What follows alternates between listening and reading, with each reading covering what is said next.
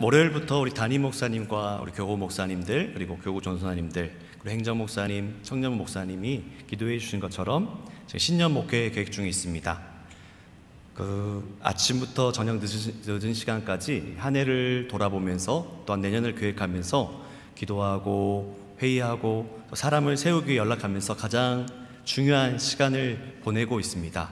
그 어느 때보다 중요한 시기니만큼 우리가 교회를 사랑한 마음으로 이 모임을 위해서 기도해야 될 것 같은데요. 미국 복음주의 출판협의회 올해 베스트셀러를 2번이나 수상한 작가가 있습니다. 그 작가는 또한 미국 기독교 도서 우수 저자상을 6번이나 받은 작가가 있어요. 그 작가의 이름 바로 필립 얀시라는 작가예요. 이 필립 얀시는요, 교회에서 상처를 받고 교회를 떠났다가 다시 교회에서 희망을 발견하고 교회를 사랑할 수밖에 없는 자신의 운명을 떠올리면서 교회로 돌아간 사연을 책으로 썼는데요. 그 책이 바로 우리 2021년 3월 추천도서였던 교회 나의 고민 나의 사랑입니다.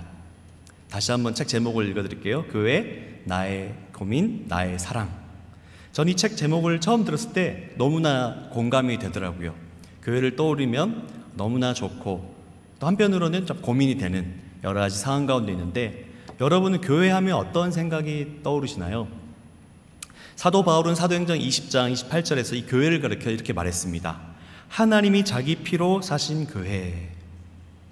교회는 하나님께서 자신의 하나뿐인 아드님을 십자가에 내어주실 정도로 사랑하시는 공동체인 것이죠. 하나님께서 이 창세 전부터 직접 디자인하시고 세팅하시고 세우신 공동체가 2개가 있습니다. 그 하나가 바로 교회이고 또 하나가 바로 가정입니다. 교회는 그만큼 하나님 앞에 하나님께는 너무나 소중하고 중요한 공동체인 것입니다. 오늘 우리가 읽은 본문은요, 이 교회라는 말이 성경에서 가장 먼저 등장하는 본문입니다. 오늘 이 말씀을 통해서 한 해를 마무리하는 이 시점에 하나님께서 사랑하시고 하나님께서 아끼시는 그 교회에 대해서 다시금 돌아보고 생각하는 귀한 시간이 되시기를 주님의 이름으로 축복합니다. 여러분, 성경에는 여러 중요한 질문들이 등장합니다. 그 물컵이 잔잔할 때는 모르지만 흔들었을 때 그 물 밑에 깔려있던 어떤 부유물들이 떠오르는 것을 알 수 있는 것처럼, 특별히 예수님께서는 이 질문을 통해 사람들의 마음을 들추세요. 사람들의 그 기저에 깊이 있던 생각들을 드러내시는 일들을 질문을 통해서 하십니다. 예수님께서 오늘 본문에서 제자들에게 2가지 질문을 하고 있습니다. 그 첫 번째 질문이 무엇입니까? 사람들이 인자를 누구라 하느냐라고 질문하시고요. 2번째 질문은 그렇다면 너희는 나를 누구라 하느냐. 이 질문이야말로 성경에서 가장 중요한 질문이 아닌지 알 수 없는데요. 예수님의 질문과 예수님의 질문에 대한 제자들의 답변은 성경에서 가장 중요한 질문과 대답이라고 할 수 있습니다. 오늘 말씀을 이해하기 위해서 먼저 이 말씀의 배경을 좀 살펴볼 건데요. 한번 지도를 한번 띄워주시죠. 예수님께서요, 이제 갈릴리, 제자들과 예수님은 이 갈릴리 호수에서요, 저 위에 있는 빨간 박스 안에 있는 가이사라 빌립보 지역으로 올라가셨습니다. 약 거리가 한 40km 정도 됐다고 해요. 그런데 이곳은 원래 그 로마의 아우구스투 황제가 헤롯 대왕에게 준 곳이라고 합니다. 네, 이제 내려주시면 됩니다. 이 헤롯 대왕이 죽고 나서 이 헤롯 대왕의 아들들에게 그 팔레스타인 땅들이 분배되죠. 그리고 이 가이사라 빌립보는 헤롯의 아들이었던 빌립에게 이제 주어집니다. 그래서 이 분봉왕이었던 이 땅을 분배받은 빌립은 자신의 이름을 따서 빌립보라는 이름을 붙였고, 또한 로마 황제를 가리키는 말이 가이사라거든요. 가이사라. 그리고 영어로는 뭐죠? 카이저. 독일어로 카이저, 영어로는 시저. 그게 황제라는 뜻이거든요.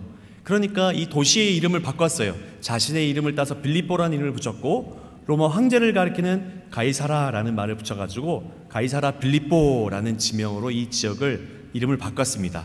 그런데 여러분, 당시에 로마 제국이 온 지역을 다스리고 있었는데 함부로 이 가이사라라는 말을 붙일 수가 없었어요. 왜냐하면 로마 황제가 그 당시에 너무나 권력이 높았기 때문에. 하지만 아무나 아무 도시에나 아무나 이 로마 황제 이름을 붙일 수 없었지만, 특별히 그것이 가능한 조건들이 있었다고 합니다. 그 조건이 뭐냐면, 첫 번째는 그 도시가 그 로마 황제의 위용에 걸맞는 그런 도시일 경우, 규모가 엄청 클 때만 로마 황제 이름을 붙일 수 있었고, 또 두 번째는 뭐냐면 도시의 중심 혹은 도시에서 가장 높은 곳에 로마 황제를 위한 신전을 만들 경우에만 이 로마 황제 이름을 도시의 이름에 사용할 수 있었다고 해요. 그런데 이 두 가지 조건을 다 이 빌립보 가이사라는 갖추고 있었다는 것이에요. 근데 그뿐만이 아닙니다. 빌립보는 전통적으로 이스라엘에서 가장 죄악시됐던 이 바알신을 숭배하는 땅으로 유명했고요. 또한 목양의 신이라고 불렸던 판신의 숭배하는 중심지였다고 해요. 한번 그림 한번 또 보여주실래요?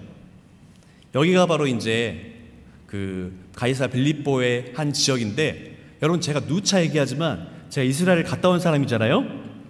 네, 아직도 못 믿으신 분 있는데 제가 이곳도 직접 갔다 왔습니다. 제가 사진을 보여드리려다가 하여튼 갔다 왔는데, 보시면 이 제 기준으로 왼쪽 아래가 이 아우구스투스 황제의 신전이에요. 그리고 그 뒤에 동굴이 하나 있는데 그게 바로 목양의 신이라고 불렸던 판신의 동굴, 그리고 가운데는 또 헬라 그리스 그 제우스를 기리는 신전이 있었고, 또 그 옆에는 판신과 염소의 신전이 있을 정도로 이 가이사라 빌립보는 온갖 종교와 우상의 중심지였다라고 말하는 거예요. 근데 예수님께서는 이제 공생의 3년을 마무리하시면서 이제 이 사건 이후에 예루살렘의 십자가에 못 박힘 당하시게 가시거든요. 그러니까 마지막으로 이 가이사라 빌립보를 가신 어떤 의도와 목적이 있었다는 거예요. 왜냐하면 이 자신을 정말 3년의 동거동락하는 제자들에게 마지막 어떻게 보면 가장 중요한 테스트를 하시기 위해서 가셨다. 그리고 가장 우상과 종교의 중심지에 가셔서 자신이 어떤 존재인지를 드러내기 위해서 그곳을 택하셨다라고 볼 수 있는 것이죠. 여러분 다시 한번 13절을 보실까요? 13절에 이런 질문이 나옵니다. 사람들이 인자를 누구라 하느냐라고 물으시죠. 제자들이 어떻게 대답합니까? 사람들이 예수님을 세례 요한, 엘리야, 예레미야 혹은 선지자 중에 한 사람입니다라고 말한다라고 대답했어요. 이는 그 당시 사람들이 예수님을 생각할 때 가지고 있었던 일반적인 생각들이었습니다. 예수님께서 이 땅에 오셔서 처음으로 선포한 말씀이 뭔지 기억나세요? 회개하라, 천국이 가까이 왔느니라 선포하셨죠. 근데 이 선포는 그 전에 누가 외쳤던 선포와 똑같나요? 세례요한도 그 요단강에서 사람들 향해서 외쳤죠. 회개하라, 천국이 가까이 왔느니라. 그리고 예수님은 이 바리새인들과 서기관들 향해서 독사의 자식들아 라고 화를 내시기도 하셨고요. 또한 당시에 기득권을 잡고 있던 종교 지도자를 향해서 거침없는 쓴소리를 날리셨어요. 그래서 사람들은 예수님의 이러한 모습을 보면서 야, 세례 요한과 참 비슷하다라고 생각했을 것입니다. 그리고 마태복음 14장 2절에서도 이렇게 얘기합니다. 헤롯 안티파스가 이렇게 얘기하죠. 예수님을 가리켜 세례 요한이 죽은 자 가운데서 살아났다 할 정도로 당시 사람들은 예수님을 가리켜서 제2의 세례 요한인 같다라고 말했다는 거예요. 그리고 사람들은 또 예수님께서 막 물을 포도주로 바꾸시고 많은 병자와 귀신 들린 자를 고치시고 오병이어의 기적을 막 일으키시니까 그 수많은 기적을 베푸시는 모습을 보면서 구약시대에 기적하면 떠오르는 선지자가 누구죠? 엘리야. 그래서 와, 제2의 엘리야가 등장했다라고 말한 거예요. 사람들의 그런 생각이 지금 드러나고 있죠. 또한 사람들은요, 예수님께서 임박한 심판을 막 선포하고 회개를 외치는 모습을 보면서 누구를 떠올렸다고요? 구약의 예레미야 선지자를 떠오르는 거예요. 그래서 예수님을 가리켜서 제2의 예레미야 같다, 이런 얘기를 한 거죠. 그러니까 사람들은 예수님을 가리켜서 제2의 예레미야라든지 엘리야라든지 세례 요한이라든지 그런 선지자 중에 한 사람일 것이다 라고 생각했다는 거예요. 예수님은 1세기 당시에 완전히 슈퍼스타였습니다. 오늘날로 말하면 셀럽이었거든요. 그래서 사람들이 예수님이 가는 곳곳에 막 구름대같이 몰려들었잖아요. 그런데 예수님이 누구신지 진정으로는 그들이 아직은 몰랐다는 것을 우리가 이 말을 통해서 알 수 있는 것이죠. 사람들은 예수님을 단순히 어떤 선지자 중에 위대한 선지자 중에 한 사람 정도로 생각했지, 그를 가리켜서 하나님께서 보내신 메시아다 정도로는 믿지도 않았고 생각지도 않았다는 것이요. 그래서 예수님은 이 다른 사람들의 생각, 이 다른 사람들의 대답에는 성에 차지 않았던 것 같습니다. 그래서 예수님께서 제자들에게 다시 묻습니다. 사람들은 그렇다 치고 그렇다면 너희들은 나를 누구라 하느냐라고 지금 다시 물으신 것이죠. 예수님의 질문에 이 제자들을 대표해서 시몬이 대답했습니다. 뭐라고 대답하고 있죠? 주는 그리스도시요 살아계신 하나님의 아들이시니이다. 근데 여기서 중요한 게 있습니다. 여기서 중요한 게 뭐냐면 지금 시몬이 대답을 하고 있지만 사실은 시몬을 대표로 한 이 제자들의 대답이다라고 할 수 있는 거예요. 그러니까 다른 모든 제자들을 대표해서 지금 시몬이 예수님의 질문에 대답을 하고 있다라는 것이에요. 그렇다면 이 시몬의 대답, 이 시몬의 고백은 어떤 의미를 담고 있는 것일까요? 저는 아주 어릴 적부터 교회를 다녔고요. 중학교 3학년 때 예수님을 만났어요. 예수님이 날 위해 십자가에 죽으신 구주라는 사실을 믿게 된 것이죠. 그런데 교회를 다니며 습관적으로 예수 그리스도라고 말했지만 저는 어릴 적에 그렇게 생각했어요. 저는 한번 얘기한 적이 있는 것 같은데 예수님께서 외국인이시기 때문에 예수가 이름이고 그리스도가 성인 줄 알았어요. 그렇죠. 만약에 예를 들면 이런 거죠. 미국 대통령이 누구죠 지금? 조 바이든이잖아요. 그러니까 조가 이름이고 바이든이 성이잖아요. 그런 것처럼 예수 그리스도 하면 예수가 그 이름이고 그 그리스도가 성인 줄 알았어요. 그런데 어느 날 찬양을 부르는데 이런 찬양을 부르는 거예요. 예수는 그리스도, 예수는 주, 이런 찬양을 부르는 거예요. 예수는 그리스도? 거기서 깜짝 놀랐어요. 이게 뭔가? 제가 윤영석인데 유는 영석 이거랑 똑같잖아요. 그래서 제가 이게 뭐지? 예수 그리스도 이름 성이 아니었구나 찾아봤더니 예수는 우리를 구원하신다라는 뜻을 가진 예수님의 이름이었고 그리스도는 예수님의 이름이 아니라 예수님께서 이 땅에서 하신 일들, 예수님의 어떤 직책, 예수님의 어떤 직분을 가리키는 단어라는 사실을 알게 됐어요. 우리 한번 띄워주시겠어요? 그러니까 예수 그리스도 할 때 그리스도는 어떤 성이나 이름이 아니라 구약에서 메시아를 헬라어로 바꾼 게 그리스도예요. 근데 이 메시아는 어떤 뜻이냐면 기름 부음을 받은 자라는 뜻이 기름 부음을 받은 자. 이게 무슨 말인가 하면 구약 당시에 이 선지자, 제사장, 왕이 그 일을 시작할 때에 머리에 기름 부음을 받았어요. 그러니까 이 선지자로서 그 일을 그 사명을 감당할 때 머리에 기름을 받고 또 제사장으로서 그 일을 감당할 때 머리에 기름을 받고 왕으로서 그 일을 감당할 때 머리에 기름을 붓는 그런 일들이 있었다는 거죠. 그래서 여러분도 기억하다시피 그 누구죠? 우리 사무엘 선지자가 다윗을 찾아가서 뭘 합니까? 머리에 기름을 붓는 거예요. 그때부터 진짜 왕으로서의 일을 감당하는 그런 사건이 바로 기름을 붓는 거예요. 그러니까 예수 그리스도에서 예수는 우리를 구원하신다라는 뜻이지만 그리스도는 예수님께서 이 땅에서 하신 일들을 가리키는 말이다라는 거예요. 그런데 구약에서는 수많은 예언들이 하나님께서 이 메시아, 이 그리스도를 이 땅 가운데 보내주실 것이라고 약속했고 그 메시아, 그 그리스도가 바로 누구시다? 예수님이시다 라는 거예요. 그러니까 이 베드로의 고백이, 이 시몬의 고백이 뭡니까? 예수는 바로 하나님께서 구약 가운데 우리 가운데 보내주시기로 약속하신 그 메시아, 그 그리스도십니다 라는 고백이 있는 것입니다. 더 나아가 어떤 이 그리스도라는 말에는 중요한 뜻이 담겨져 있냐면 첫 번째, 예수님이 진짜 참된 선지자시다라는 뜻이에요. 우리가 잘 아는 것처럼 요한복음 14장 6절에 어떤 말씀이 있죠? 내가 곧 길이요 진리요 생명이니 나로 말미암천코는 하나님께 나아갈 자가 없다라고 말씀하시지요. 그 예수님 선지자 역할이 뭐죠? 구약에서 하나님의 뜻을 가르쳐주고 하나님께로 인도한 역할을 했던 존재가 바로 선지자였잖아요. 근데 그 참 선지자, 진짜 선지자가 왔다라는 거예요. 그게 바로 우리 주님이시다는 거죠. 주님이 아니고서는 그 누구도 하나님께로 갈 자가 없다라는 말이 예수는 그리스도라는 말에 담겨져 있다는 것입니다. 우리가 연초회라든지 어떤 중요한 일을 결정할 때 하나님 앞에 기도하잖아요. 하나님, 내가 어떤 걸 선택해야 될까요? 내가 어떤 길로 가야 할까요? 라고 묻습니다. 그런데 예수님께서 이렇게 말씀하셨어요. 내가 곧 길이다. 우리는 어떤 길로 가야 되냐고 묻지만 예수님은 내가 곧 길이다 라고 말씀하세요. 우리 삶의 유일한 목표, 우리의 유일한 모델, 우리가 따라야 될 모든 것이 바로 예수님께 집중되어 있다는 것이죠. 그래서 예수는 그리스도 안에 있는 첫 번째 의미로 예수님만이 우리를 하나님께로 인도할 유일한 선지자시다라는 뜻이 담겨져 있다는 거예요. 또 두 번째, 예수가 그리스도라는 뜻 안에 뭐가 담겨져 있는가? 예수님야말로 참된 진짜 제사장이시다라는 뜻이 담겨져 있어요.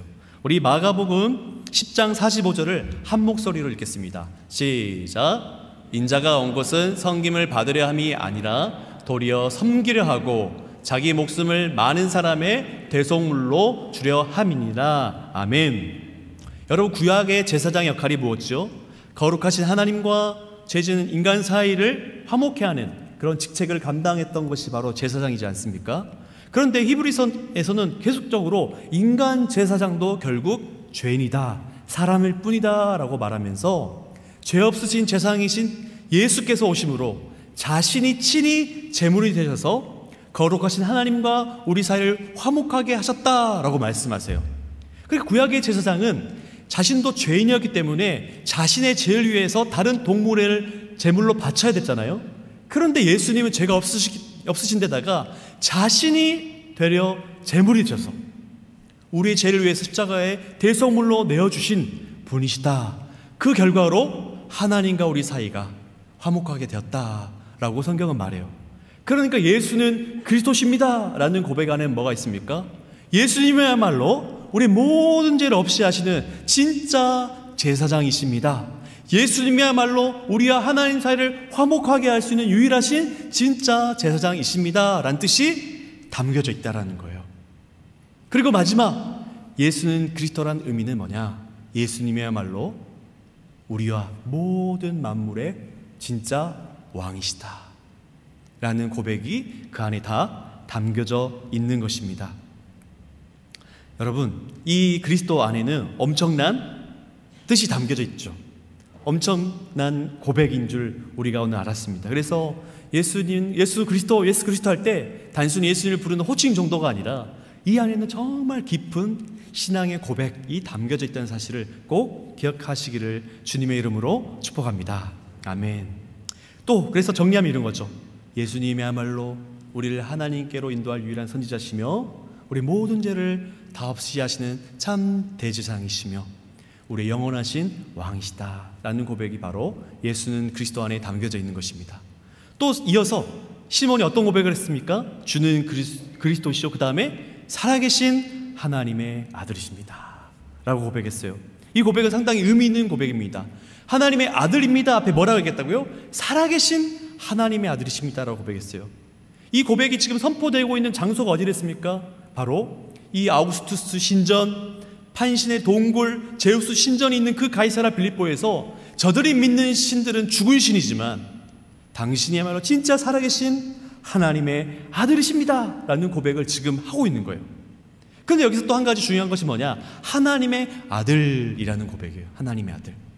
우리 인간은요, 부자 관계, 아버지 아들 관계, 부모와 자식 관계가 어떤 관계죠? 일반적으로는 위계 관계잖아요. 높낮이가 있잖아요. 그렇죠. 부모님이 더 높으시고 자녀들은 낮고 그런 의미잖아요. 근데 여기서 예수님이 하나님의 아들이라는 의미를 오해하시면 안 돼요. 예수님이 하나님보다 낮구나, 하나님이 아버지가 더 높구나, 그런 표현이 아니라 이것은 뭐냐면 이런 표현입니다. 제가 가장 쉽게 한번 어떻게 설명할까 고민해봤는데 이렇게 생각해봤어요. 사람이 누굴 낳죠? 대답을 안 하시기로 마음에 작정하셨나 봐요. 다시 한번, 사람이 누구를 낳습니까? 사람을 낳죠. 돼지는 누굴 낳죠? 돼지를 낳죠. 그럼 하나님의 아들은 누구시죠? 역시 수준 높은 은평교회입니다. 예수님께서 살아계신 하나님의 아들이라는 고백은 뭐냐면 예수님도 어떤 존재시다? 바로 하나님이시다는 고백. 예수님께서 이 성부와 성자가 같은 존재시다. 본질이 어떤 분이시다? 하나님이시다라는 고백인 거예요. 엄청난 고백이죠. 예수님께서는 참된 인간이시지만 참된 하나님이시다라는 고백이 지금 이 시몬의 고백 안에는 담겨져 있다는 거예요. 예수님 당시 이스라엘 사람들은요, 그 예수님은 이스라엘 사람들에게 당시 천대받던 나사렛 지역 사람이었어요. 나사렛 지역. 사람들은 예수님을 향해서 이 나사렛에서 무슨 선한 것이 나겠냐 하고 비아냥거렸어요. 그리고 예수님을 가리켜서 고향 사람들은 뭐라 하겠어요? 야, 쟤 요셉의 아들 아니냐? 요셉의 아들 아니냐? 근데 쟤가 무슨 메시아냐, 그리스도냐라고 사람들이 막 비웃었어요. 그리고 예수님께서 왜 십자가에 못 박혀 죽으셨나요? 하나님, 자신이 하나님의 아들이라고 했기 때문에, 하나님을 자신의 아버지라고 불렀기 때문에 예수님은 신성 모독죄로 유대인들에게 고발당하고 십자가에 죽임당한 것이거든요. 그런데 이 빌립보 가이사라 지방에서 예수님 십자가를 치기 위해 예루살렘에 가시기 전에 제자들에게 마지막으로 묻고 점검하고 확인하고 싶었던 대답이 있었다는 거예요. 그게 뭐냐? 바로 예수님은 그리스도시며 하나님이십니다 라는 이 고백을 최종적으로 그 제자들에게 테스트하시고 그 대답을 듣고 싶었던 것 같습니다. 예수님 그래서 이 시몬을 대표로 한 제자들의 고백을 들으시고 무지무지 기뻐하셨던 것 같아요. 그래서 이렇게 예수님께서는 베드로에게 얘기하죠. 시몬아, 야, 너 그거 아냐? 사람들은 죽었다 해도 내가 그리스도인 것을, 살아계신 하나님의 아들인 것을 알지 못한다. 근데 이걸 알고 믿는 게 가장 최고의 복이란다. 내가 그리스도라는 사실을, 내가 하나님의 아들이라는 사실을 믿는 것이야말로 이 세상에서 가장 복된 것이란 것을 너는 아니? 라고 말하시는 거예요. 그리고 베드로가 또 우쭐댈까 봐 또 말하죠. 베드로야, 근데 중요한 게 있어.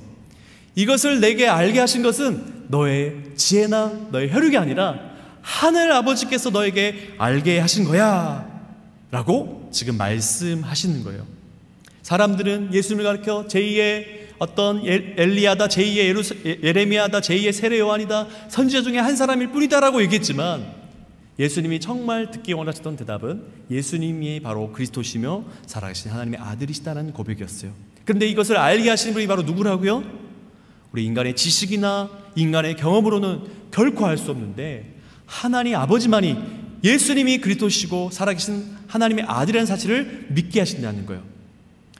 여기 앉아 예배하는 여러분들은 이런 최고의 복을 미리 맛보고 경험하신 분이신 줄 믿습니다. 믿습니다. 아멘. 이것이야말로 예수님 말씀하셨던 것처럼 이 세상에서 가장 최고의 복이라는 사실을 믿으시기를 주님의 이름으로 축복합니다. 갈수록 사람들은 예수님을 가리켜 구원자로 하나님으로 믿는 사람들을 찾아보기 힘든 시대예요. 힘든 시대. 심지어 많은 신학교들도 예수님이 하나님이 아니라는 사실을 막 증명하려고 하는 시대 가운데 우리가 살고 있습니다. 우리가 윤리책에서 또 이런 내용이 나오잖아요. 예수님은 좋은 분 맞다. 4대 성자 중에 한 분이시다. 하지만 그는 결국 인간일 뿐이다. 우리가 따라야 될 어떤 좋은 분인 건 맞지만 그는 인간일 뿐이다라고 가르치죠. 그리고 심지어 우리가 잘 알고 있는 인도의 그 간디 선생님, 이 간디 선생님께서 이 땅에 살아계실 때 가장 사랑했던 말씀이 바로 산상수훈이에요. 산상수훈을 막 달다 애울 정도로 이 산상수훈을 사랑했다고 합니다. 근데 그는 힌두교인이었어요. 힌두교인. 그러니까 예수님은 정말 위대한 선생이요 훌륭한 사람이지만 그는 날 위해 십자가에 죽으신 분도 아니시고 그는 하나님도 아니라는 거예요. 간디 입장에서는. 그러니까 많은 사람들은 예수님에 대해서 좋은 이미지를 가지고 있지만 그것으로는 그 인생의 가장 중요한 문제를 결코 해결할 수 없다는 거예요. 예수님을 그리스도로 믿고 하나님의 아들로 안 자만이 우리 인생에서 가장 우리 힘으로는 결코 해결할 수 없는 그 죽음의 문제, 죄의 문제를 해결할 수 있기에 그것을 아는 사람만이, 그것을 믿는 사람만이 최고의 복을 가진 소유자라는 사실을 결코 잊지 마시기를 바랍니다. 그래서 이어서 예수님은요 18절에서 베드로에게 이런 말씀을 하시죠. 너는 베드로라. 내가 이 반석 위에 내 교회를 세우리니 라고 말씀하세요. 이 구절에 대해서 성경학자들은 다양한 해석을 합니다. 전통적으로 이 반석 위에서 반석을 베드로의 신앙 고백으로 봐요. 주는 그리스도시요 살아계신 하나님의 아들이라고 말한 그 신앙 고백 위에 예수님께서 교회를 세우신다라고 말합니다. 또 다른 관점은 우리가 알고 있는 천주교에서는 이렇게 해석합니다. 이 베드로 위에, 반석은 베드로란 뜻이, 반석이 베드로란 뜻이거든요. 그러니까 베드로 위에 교회를 세웠다는 거예요. 그래서 베드로가 천주교에서는 일대 교황이에요. 일대 교황. 왜? 베드로 위에 교회를 세웠기 때문에. 그리고 2대 교황이 누군지 아세요 혹시? 2대 교황이 바울이에요. 바울. 천주교에서는. 아무튼 그래서 교황 위에 교회를 세웠다라고 하면서 그들의 전통을 이어가려고 합니다. 근데 오늘날 성경학자들은 이렇게 얘기해요. 어떻게 얘기하냐? 잘 들어보세요. 맞다. 주님은 베드로 위에 이 반석의 교회를 세우신다. 근데 이 반석은 신앙 고백이 아니라 예수를 그리스도로, 예수를 하나님의 아들로 믿는 자들의 위에 교회를 세우신다라는 거예요. 그 근거 구절이 있어요. 바로 에베소서 2장 20절인데요. 중요한 구절이니까 우리 한 목소리로 읽겠습니다. 너희는 시작.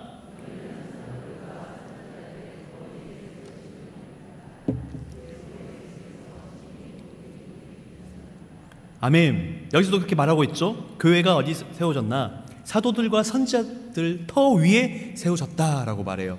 그러니까 교회는 12제자들을 대표로 하는 이 사도들의 신앙 고백뿐만 아니라 예수를 정말 그리스도로 믿고 하나님의 아들이라는 사실을 믿는 자들, 그들이 위에 하나님께서는, 주님께서는 교회를 세우신다는 거예요. 그렇기 때문에 교회는 예수님을 그리스도로 하나님으로 고백하는 사람들의 모임이다 라고 말할 수 있는 것이죠. 그래서 우리는 교회하면 일반적으로 생각하는 이미지가 뭐죠? 보통 교회하면 이 교회 예배당을 생각해요. 그렇죠. 건물을 생각한다는 거예요. 그런데 교회는 건물이 아니에요. 우리가 함께하는 이곳은 교회가 아니라 예배당이에요. 예배당. 그 교회는 뭐냐? 교회는 바로 예수님을 그리스도로, 살아계신 하나님의 아들로 믿는 자들이 바로 교회죠. 그래서 고린도전서 1장 2절은 이렇게 얘기합니다. 제가 읽겠습니다. 고린도에 있는 하나님의 교회, 곧 그리스도 예수 안에서 거룩하여지고 성도라 부르심을 받은 자들과 또 각처에서 우리의 주, 곧 그들과 우리의 주 되신 예수 그리스도의 이름을 부르는 모든 자들에게 라고 얘기하고 있어요. 사도 바울이 고린도에 있는 교회 편지를 쓰는데 교회를 어떻게 정의하고 있다고요? 성도로, 그리스도로 말미암아 거룩함 받은 성도들, 그게 바로 교회다. 그리고 예수 그리스도의 이름을 부르는 모든 자들이 바로 교회다 라고 얘기했어요. 그리고 더 중요한 사실은 뭐냐면 우리가 알다시피 고린도 교회는 온갖 문제들이 가득했던 곳이거든요. 그런데도 불구하고 사도 바울은 그 고린도 교회를 가리켜서 여전히 교회다라고 말하는 거예요. 비록 연약하고 문제가 있지만 그들이 진실로 예수님을 믿고 예수님의 이름을 부르고 하나님의 은혜로 말미암아 죄 없음 당한 성도라 거룩하여진 모든 자들이 바로 교회다라는 거예요. 그러니까 예수를 믿는 자들 위에 주님은 교회를 세우신다라는 거예요. 우리 그렇게 한번 믿음으로 서로에게 고백했으면 좋겠어요. 우리가 교회입니다 하고 인사합시다. 우리가 교회입니다. 이게 정말 중요해요. 근데 더 중요한 게 뭐냐면요, 예수님께서 이렇게 말씀하셨다는 거예요. 내가 내 교회를 세우리니. 교회는 누구의 것이죠? 누구의 것이에요? 주님의 것이요, 하나님의 것이죠. 왜? 하나님께서 그의 아들의 피로 우리를 사셨거든요. 우리는 주님의 것이에요. 그리고 주님께서는 내가 내 교회를 세운다 말하고 있어요. 내가 내 교회를 세운다. 그러니까 두려워할 게 없죠. 왜? 우린 연약하고 부족하지만 결국 교회는 누가 세우니까? 주님이 세울 것이니까. 주님이 자신의 교회를 너무나 사랑하셔서 자신의 목숨을 내어줄까 하면 사랑하시는데 그 교회를 어찌 포기할 수 있겠으며 그 교회를 어떻게 그냥 내어주실 수 있겠어요?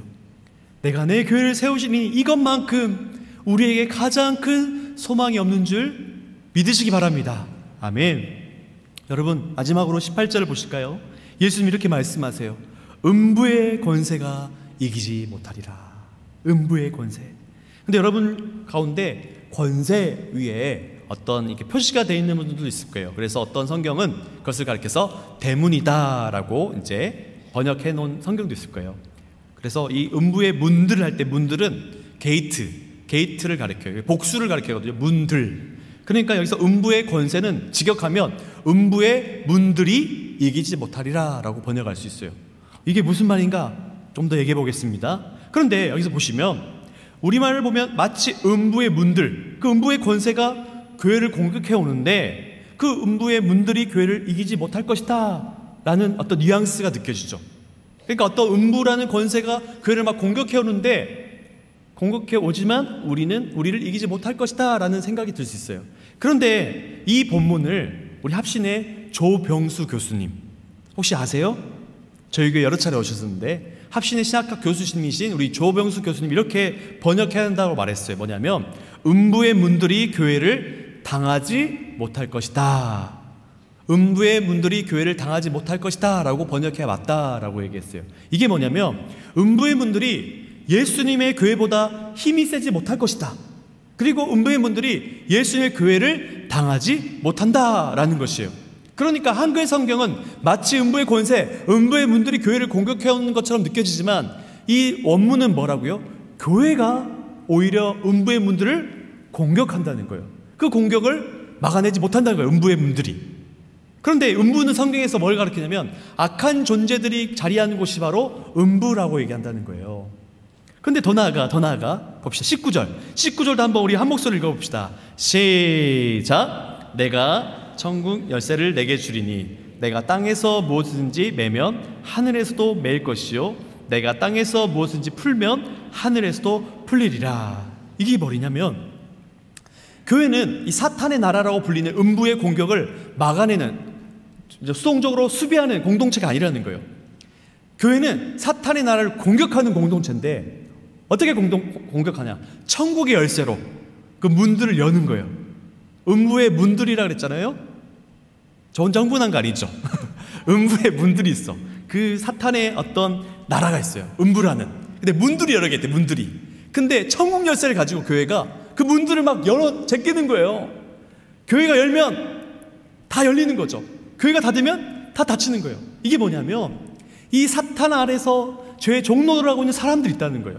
그런데 교회가 천국 열쇠를 가지고 막 그 사탄의 나라를 쳐부시면서 그 죄의 종로를 하고 있는 사람들을 어떻게 하는 거예요? 구원해내는 거예요. 구출해내는 역할을 누가 하는 거예요? 교회가 하는, 교회가. 여러분, 내가 내 교회를 세운다 그랬는데 예수님께서는요, 예수님을 그리스도로 살아계신 하나님의 아들로 믿는 자들을 통해서 자신의 교회를 세워가세요. 자신의 나라를 확장해 가세요. 그러니까 교회가 어떤 역할입니까? 예수를 믿는 자들의 모임인데 그 교회는 이 사탄의 나라를 쳐부수고 죄의 종로를 하는 사람들을 구원해내는, 구출해내는 존재들이다 라는 놀라운 사실을 오늘 우리에게 말씀하고 있는 거예요.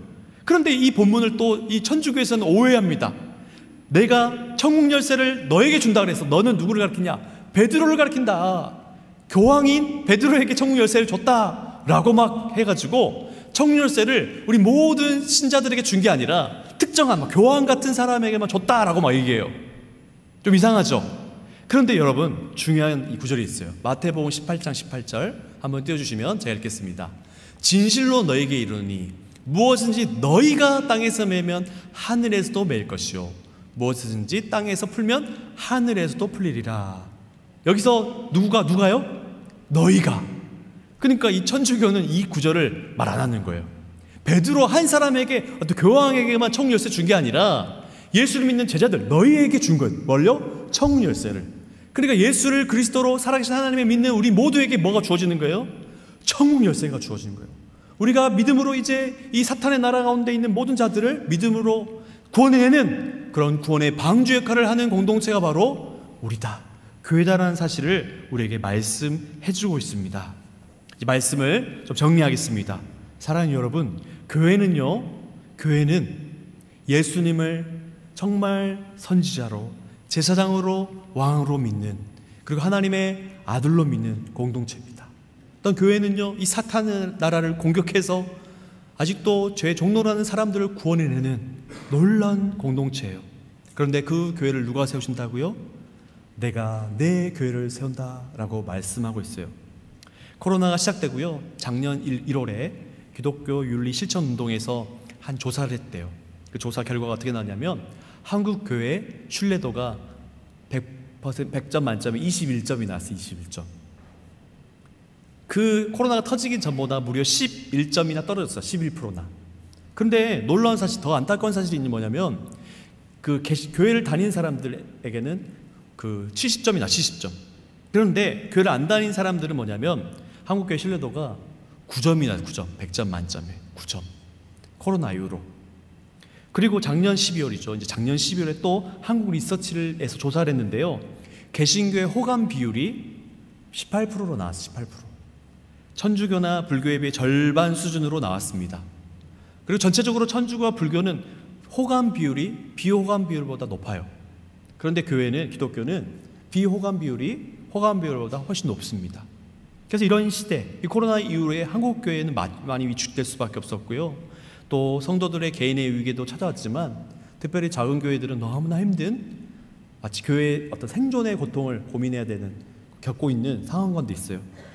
그리고 게다가 가장 큰 위기가 있죠. 이게 뭡니까? 교회에 대해 일반 국민들이 생각하는 교회 이미지는 바로 혐오. 어느 순간 교회가 일반 국민들의 혐오 대상이 되어버렸어요. 코로나 이후로. 그래서 많은 사람들이 이렇게 얘기합니다. 한국교회 어렵다. 한국교회는 끝났다. 한국교회 위기다. 이런 얘기들을 주변에서 너무 많이 듣습니다. 맞습니다. 위기예요. 너무 어려운 시기인 게 맞습니다. 그렇죠. 그런데 우리가 잊지 말아야 될 한 가지 딱 사실이 있어요. 유일한 소망이 있어요. 그게 뭐냐면 2000년 교회 역사 가운데 단 한 번도 어려운 적이 없었던 적은 없었고요. 또 한 가지 중요한 사실은 주님이 주님의 교회를 세우신다는 거예요. 정말 예수님을 진짜 나의 구주로 고백하고 예수님이야말로 정말 유일하신 하나님께로 유일한 선지자이심을 믿고 예수님만이 정말 우리의 죽음의 문제, 죄의 문제를 해결하실 제사장이심을 믿고 내가 내 삶의 왕이요 주인이 아니라 예수님이 진짜 내 삶의 왕이요 주인이라는 사실을 믿는 자, 그런 사람을 통해 하나님의 나라는 계속해서 확장해 갈 거라는 거예요. 주님의 교회는 계속해서 이어져 갈 거라는 사실입니다. 우린 여전히 부족하죠. 이 주는 그리스도시요 살아계신 하나님의 아들이라고 고백한 시몬 베드로마저도 예수님을 3번이나 저주하고 예수님을 부인하고 그렇게 예수님을 배신하였지만 주님은 부활하시고 다시 베드로를 찾아가셔서 내가 나를 사랑하느냐 말씀하시고 다시 그에게 내 양을 치라, 내 양을 먹이라는 사명을 맡겨주셨어요. 어쩌면 우리 현재 상황은 예수님을 배신한 베드로의 상황 같을 수도 있어요. 정말 우리가 주님 뜻대로 살지 못하고 예수님을 배신하고 예수님께 욕하고 예수님을 욕먹이고 한 모습이 우리의 현재의 모습일 수 있어요. 그런데 중요한 사실은 부활하신 예수님이 배신한 베드로를 찾아가 다시금 회복케 하시고 사명을 맡겨주셨다는 사실이에요. 사랑하는 여러분, 우린 여전히 부족하고 연약하지만 예수님은 우리 위에 당신의 교회를 세우십니다. 우리는 그 세상 그 누구보다 가장 최고의 복을 가진 존재라는 사실을 결코 잊지 마시고요. 이 세상에 잠시 있다가 사라질 것 가운데 마음 뺏기지 말고 주님만을 나의 왕으로 구주로 믿고 이 땅 가운데 여전히 죄의 종노를 하고 있는 많은 사람들 가운데 주님이 주신 천국 열쇠를 가지고 그들을 구원해내는 정말 하나님께 쓰임받는 믿음의 사람들로 복을 받는 한 사람 한 사람 되시기를 주님의 이름으로 축복합니다. 신년 목회 기간 가운데 있습니다. 우리가 많은 일들을 계획하고 그 걸음을 계획할지라도 모든 걸 인도하시는 분은 하나님이세요. 그래서 남은 금요일까지 우리 목회자들 많은 교회를 위한 계획들을 계획하고 있을 텐데 여러분들이 꼭 기도해 주셔서 이 은평교회 지금까지 인도하신 하나님께서 앞으로도 선하게 신실하게 인도해 주실 걸 믿고 기도하는 우리 모두가 되시기를 주님의 이름으로 축복합니다. 아멘. 기도하겠습니다. 주님 감사합니다. 우리도 그 사탄의 나라에서 하나님의 저주와 심판을 받아 죽어 마땅한 자들이었는데 누군가의 전도를 통하여 천국 열쇠를 통하여 예수님을 나의 구주로 하나님의 아들로 믿게 되는 최고의 복을 받은 자 만들어주시니 감사와 찬양을 드립니다. 우리 그 하나님의 복을 받은 자답게 이 땅 가운데 살아가며 예수님만을 나의 왕으로 주인으로 모시고 여전히 죄의 종로를 하며 살아가는 불쌍한 영혼들에게 천국 열쇠를 가지고 다가가 죄의 복음을 전하여 그들을 사탄의 나라에서 구원해내는 하나님께 쓰임받는 한 사람 한 사람 될 수 있도록 인도하여 주옵소서. 하나님, 다 교회가 한국 교회가 어렵다 망한다 말하지만 우리가 유일하게 붙들 수 있는 소망은 주님이 내가 내 교회를 세운다 말씀하셨다는 사실입니다. 그 약속 붙잡고 우리도 주님께서 세우시는 그 교회가 될 수 있도록 우리 한 사람 한 사람이 주님 앞에 엎드려지고 주님 앞에 회개하며 주님을 위해만 살아가는 하나님의 영광을 위해 살아가는 우리 모든 은평의 가족들 될 수 있도록 인도하여 주시고 남은 신년 목회기 가운데 하나님 하늘의 지혜로 함께하여 주셔서 지금까지 인도하신 하나님 은평교회를 앞으로도 신실하게 사용하실 걸 믿는 귀한 기간들 될 수 있도록 인도하여 주옵소서. 예수님의 이름으로 기도합니다. 아멘.